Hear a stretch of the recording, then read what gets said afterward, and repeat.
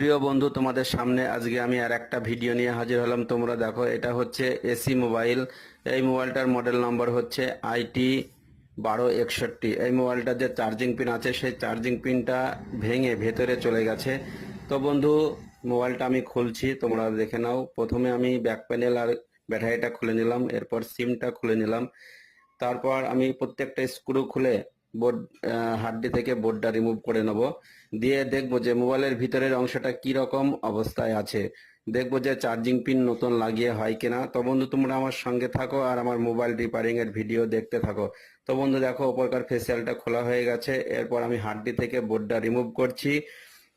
বোর্ডটা রিমুভ করার সময় খুব সাবধানতার সহিত রিমুভ করতে হবে, কেননা স্পিকারটা হার্ডডির সঙ্গে আঠা দিয়ে পেস্টিং করা থাকে, সেদিকে লক্ষ্য রাখতে হবে। তো বন্ধু, আমি বোর্ডটা ফাইনালি রিমুভ করে নিলাম।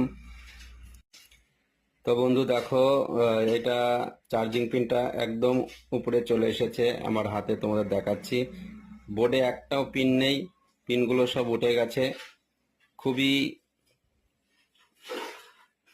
খারাপভাবে ভেঙেছে এটা, মানে একদম লাগানোর মতো অবস্থা নেই। তো আমি চেষ্টা করে দেখব যে পিনটি জাম্পারিং করে হয় কিনা।